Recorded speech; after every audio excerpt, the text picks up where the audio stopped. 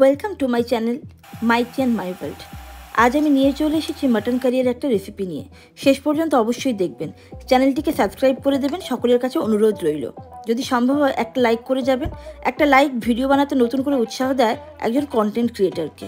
রেসিপিটা যদি ভালো লাগে কমেন্ট ও শেয়ার করতে কিন্তু একদম ভুলবেন না। মাটন কারি বানানোর জন্য আমি একটা ভাজা মশলা তৈরি করে নিয়েছি, যেটা ব্যবহার করলে মাটনের টেস্টটা অনেকাংশে বেড়ে যাবে। এর জন্য এখানে একটা তাওয়াতে 3টে এলাচ, হাফ ইঞ্চ দারুচিনি, 4টে লবঙ্গ, 2টো শুকনো লঙ্কা, 1 টিস্পুন গোটা ধনিয়া, 1 টিস্পুন সাদা জিরে, 1 টিস্পুন মৌরি আর একটা স্টার আনিস নিয়ে সেটাকে ভালো করে তাওয়াতে গরম করে মিক্সিতে গুঁড়িয়ে আমি ভেজে নিয়েছি।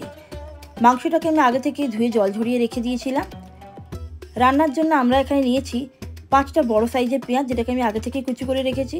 এরপর আদা রসুনের পেস্ট, একটা বড় টমেটো কুচি, আর তার সঙ্গে নিয়েছি আমি লাল লঙ্কার গুঁড়ো, ধনিয়া জিরা গুঁড়ো আর হলুদ গুঁড়ো। এবার কড়াইতে আমি তেলটা দিয়ে দিলাম। তেলটা গরম হওয়া পর্যন্ত অপেক্ষা করব। যেহেতু আমি মাটন কারি রান্না করব, সেই জন্য মাটনের জন্য আমি তেলটা কম ব্যবহার করেছি। তেলটা যখনই ভালো করে গরম হয়ে যাবে তখন তেলে আমি পেঁয়াজগুলোকে দিয়ে দেবো একে একে করে। পেঁয়াজ কুচিটা দিয়ে ভালো করে পেঁয়াজ কুচিটাকে আমরা নাড়াচাড়া করে নেব। যখন দেখবেন পেঁয়াজটা ঠিক এইভাবে ভাজা ভাজা লাল লাল হয়ে গেছে, তখন এই অংশে আমাদেরকে দিয়ে দিতে হবে নুনটা দিয়ে ভালো করে পেঁয়াজটাকে আমরা নাড়াচাড়া করে নেব। নুন দিলে পেঁয়াজের যে ময়েশ্চারটা থাকবে সেই ময়েশ্চারটা বেরিয়ে যাবে, পেঁয়াজটা ভালো করে সেদ্ধ হবে। এর মধ্যে আমরা রসুনের পেস্টটা দিয়ে ভালো করে এটাকে নাড়াচাড়া করে নেব। এরপর আমরা দিয়ে দেবো আদা বাটা দিয়ে ভালো করে নাড়াচাড়া করে নেব। এরপর কেটে রাখা টমেটো কুচিটা দিয়ে দেবো, দিয়ে ভালো করে নাড়াচাড়া করে এর মধ্যে একে একে সব মশলাগুলো দিয়ে দেবো, মানে গুঁড়ো লঙ্কার গুঁড়ো, হলুদ গুঁড়ো, জিরা ধনিয়া গুঁড়ো দিয়ে ভালো করে নেড়েচড়ে নেব।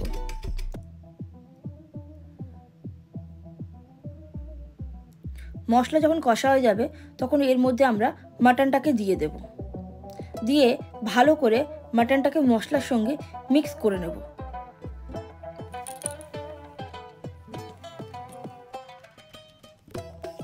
আমি এখানে 1 কিলো মাংস ব্যবহার করেছি। মশলার সাথে মাটনটা ভালো করে মিক্স হয়ে গেলে এর মধ্যে আমরা এবারে একটা কভার দিয়ে দেব। এরপর মাংসে আমরা পরিমাণ মতো নুন দিয়ে দেব। ভালো করে মাংসটা নাড়াচাড়া করে নিয়ে ঢেকে ঢেকে রান্না করতে হবে। 20 মিনিট মাংসটাকে এইভাবে রান্না করার পর যখন মাংসটা জলটা শুকিয়ে তেলটা ছাড়তে শুরু করবে, তখন এই পর্যায়ে আমরা ভেজে রাখা যে মশলাটা রেখেছিলাম সেই মশলাটা মাংসের সাথে মিশিয়ে দেব। মিশিয়ে দিয়ে এটাকে আবার ঢাকা দিয়ে দেব। ঢেকে ঢেকে মাংসটাকে মোটামুটি কম বেশি আমাদের 30 থেকে 35 মিনিট কষিয়ে নিতে হবে হালকা আঁচে। কষানো মাংসটাকে আমরা প্রেসার কুকারে তুলে দেবো। আর যে কড়াইতে আমরা মাংস রান্না করেছিলাম সেই কড়াইতে পরিমাণ মতো জল নিয়ে নেবো, যে জলটা আমরা মাটন কারিতে ব্যবহার করব। আর তার মধ্যে দিয়ে দেবো কিছু কাঁচা লঙ্কা। জলটা ফুটে উঠলে এই জলটা আমরা প্রেসার কুকারে দিয়ে দেবো। আর কেটে রাখা আলুগুলো আমরা প্রেসার কুকারে দিয়ে দিলাম। অনেকে আলু ভেজে নেয়, আপনি আলু ভেজে নিতে পারেন। যেহেতু আমি আলু ভাজা করব না, সেই জন্য আমি কেটে রাখা কাঁচা আলুটাই প্রেসার কুকারে দিয়ে দিলাম। আর তার সাথে যে জলটা আমি গরম করেছিলাম সেই জলটা দিয়ে প্রেসার কুকারে আমি ঢাকনা লাগিয়ে দিলাম। আর প্রেসার কুকারে 3টে সিটি দিয়ে ফ্লেম অফ করে 15 মিনিট দমে রেখে দিতে হবে। তারপরেই আপনার এরকম একটা লাল লাল মাটন কারি রেডি হয়ে যাবে। আর আপনি এটা গরম ভাতে খাবেন, খুবই ভালো লাগবে।